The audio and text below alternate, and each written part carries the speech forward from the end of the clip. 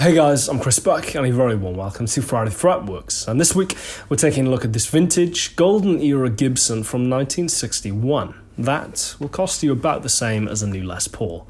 We're of course talking about the Melody Maker.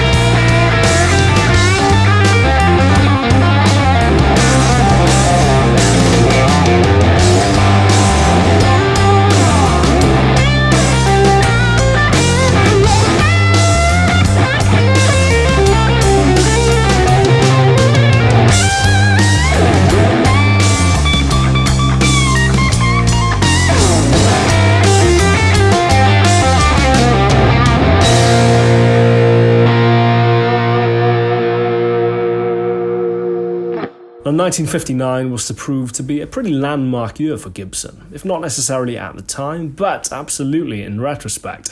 The Les Paul was in the second year of its Sunburst revamp that was to ultimately prove unsuccessful. It's amazing to think of that now, while the 335 was slowly gaining traction, having been released in 1958. The Flying V and the Explorer had both been unmitigated disasters, and Gibson's biggest selling models continued to be their budget ES125 and Les Paul Jr. And thus I guess it's no real surprise that in 1959 they chose to introduce another budget model, this time very much aimed at beginner guitar players. Galvanised by the emerging rock and roll scene, as well as the success of Fender's Duosonic and Music Master models, the Melody Maker was essentially a budget Les Paul Jr. with a thinner mahogany body, still with a one-piece mahogany neck, an unbound rosewood fingerboard and a thinner headstock. And in the case of this example today, here for sale in the UK at ATB Guitars for £2,750, one single coil pickup. Although it is worth mentioning that, at the time, the Melody Maker D, a dual pickup version, was also available as a custom order direct from Gibson. There was also a 3/4 size version available that actually outsold the full size version in 1959. Again, very much testament to this guitar's intended audience. The electronics mounted to the pickguard, I wonder where they got that idea from, and were then installed from the top via a top route in the body, while the strings passed around a wrap over tailpiece.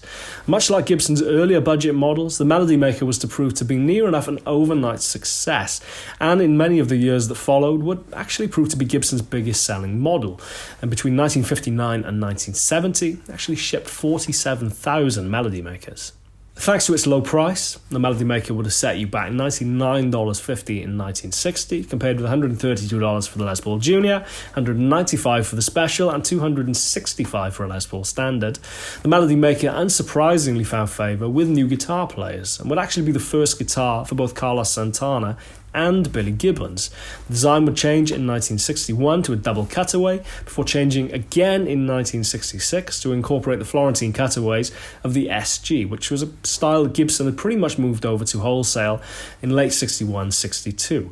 This would only last until 1971 when, thanks to poor sales, it was replaced by the, quite frankly, hideous SG variants. Thankfully, Gibson would see the error of their ways, because in 1976, the Melody Maker was reissued in its earlier double cutaway guise, although this would only last until 1981, when after 5 years it was discontinued again thanks to poor sales.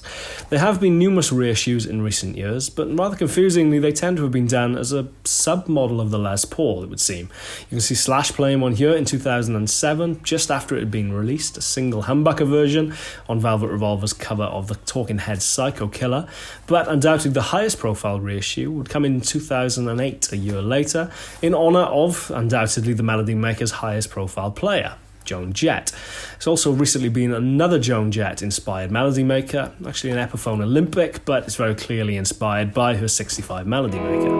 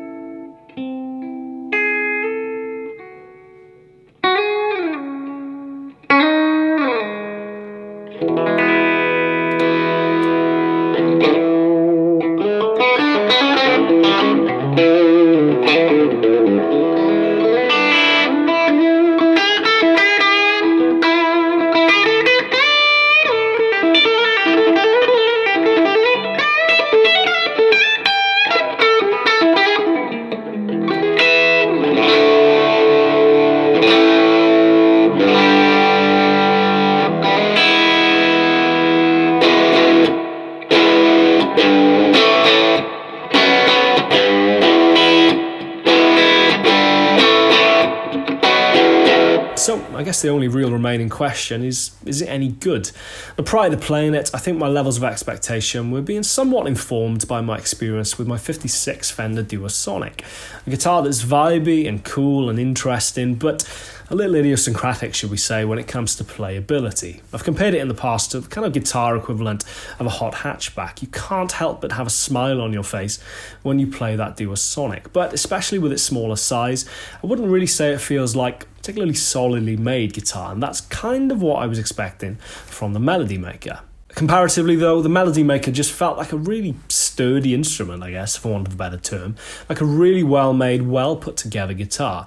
I guess relative to other vintage Gibson models I've played at ATB recently, whether it was the Les Paul Jr. of a similar age, or even the 60 Burst, I guess you can tell it is a budget model, but in no way, shape or form does that manifest in it feeling cheap, or like a toy, or like a lesser instrument. It's just different. And as much as those pickups do kind of get a bad rap, I really liked them and thought they had some really cool usable tones in there. Plugged directly into the Deluxe Reverb with the tone wide open. It was getting a little bit bright, a little bit spiky, I guess, in places, but if you roll that back, especially with a little bit of gain, it's an incredible sounding guitar. All in all, compared with the prices of Gibson models of a similar vintage, I guess you could make a fairly compelling argument that the Melody Maker is a bit of a sleeper. And to be honest, if it wasn't for its neck profile, which was very much typical of a kind of 60 neck profile, as opposed to that earlier 59, which I tend to like, I probably would have been dangerously tempted by this guitar. I guess ultimately its price, again all relative, kind of is dictated by the fact that over the years it hasn't really had too many high profile players. Of course, Joan Jett being most synonymous with the Melody Maker, but outside of that you're looking at people like Rory Gallagher who used it as a kind of slide guitar fairly infrequently, and I guess as such that is very much an influence in its current price and is no means reflective of this being a lesser guitar or a lesser made instrument. If you get a chance to try one out, definitely recommend it. I really enjoy playing it. It's just a great guitar all round. As ever, I'm Chris Buck. You're watching Friday Fretworks. Please subscribe, hit the bell icon if you haven't already, and I shall see you next week for another episode. Cheers guys, take care, see you soon.